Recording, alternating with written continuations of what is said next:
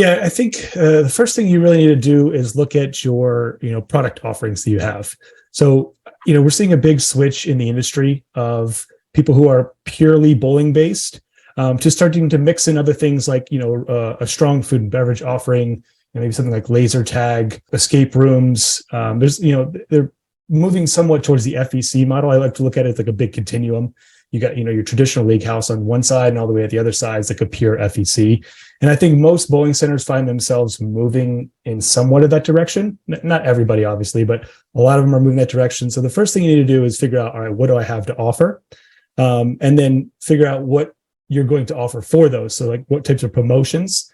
If you want to fill a slower area, you're going to want to come up with some kind of offer to entice people to come in there and really get, look at what your inventory is. Especially bowling, that's one where the inventory is limited. Exactly. Mm-hmm. So you can only get so busy on a Friday or Saturday night. Or if there's leagues, you only have a little bit. So you got to decide, all right, first, what do I have to offer? And then where can I offer it? And then what is the offer? Start with that. Sounds pretty simple in terms of the questions. Yeah. I mean, but you got to start with the basics. Otherwise, you build a foundation on sand and, it's never going to hold. Yeah. So then the next piece would be to look at your demographics. And I think this is one that a lot of proprietors know intuitively, but they might not be able to relay that to someone doing marketing or maybe to put that into execution. So like, most proprietors, they're in their center, they know their customers very well, but they don't always think about how they're going to appeal to them with some kind of a marketing or promotion. So really dialing in, who are the big employers in town? What are some of the big organizations? What's the, income bracket ranges? What are some of the demographics? Are they more rural? Are they more urban? Like really break that down. And some people even take it so far as to name an avatar. Sometimes we do this where they'll actually create like a fake person that represents their clientele. It could be like a mother with 3 kids and, a husband who works or whatever it is, but really get in touch with who your customers are. So when you go to speak to them, you can connect a lot better. Yeah. I've worked with clients in the past that was like, what would Cindy say about this flyer? Would she read it? All of those things. Instead, they look at it through the lens of whatever they've named their avatar.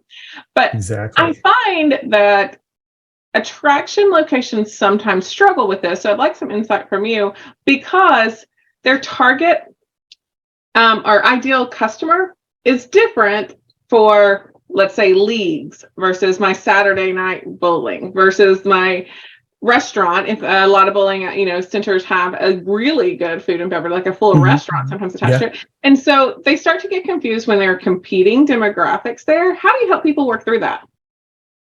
Yeah. So, I mean, there's always that battle of, who do you cater to? I think it's really a balance. And if you look at it through what your product lines are, you can kind of cater the offer, each product line to each demographic. So, that's why you got to take stock of what you have to offer so that you can match that in the right time slots. Because, bowling on a Tuesday night is going to be a different demographic than bowling on a Saturday night. So if you have those worked out, which ones to offer when, and you can kind of get them together, once you can get those two demographics to kind of work together and see each other as, a team to keep the center lively and upgraded and, people coming in, then it tends to work out a lot better. Got it. All right. So I need to know product offerings, my promotions, who those promotions I am targeting them at. What else do I need to know before I can start to build a marketing strategy?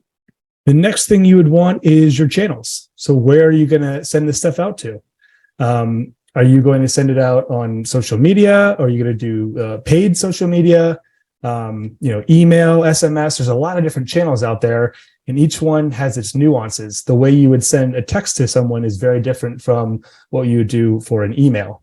And so you need to be able to craft all your different offers or promotions into the channel specifically.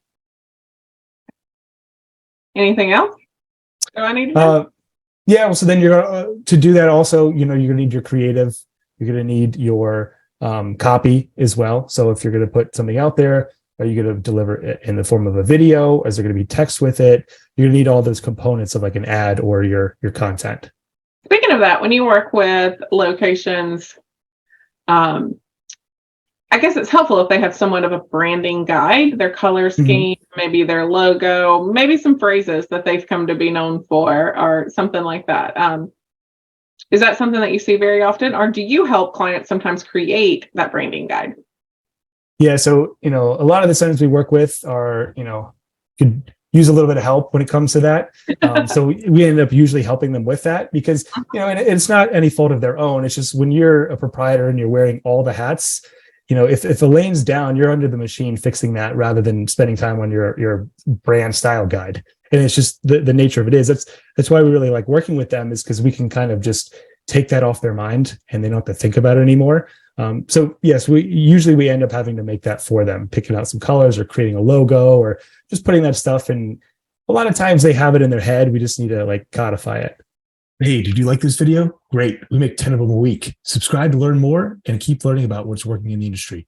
Talk to you then.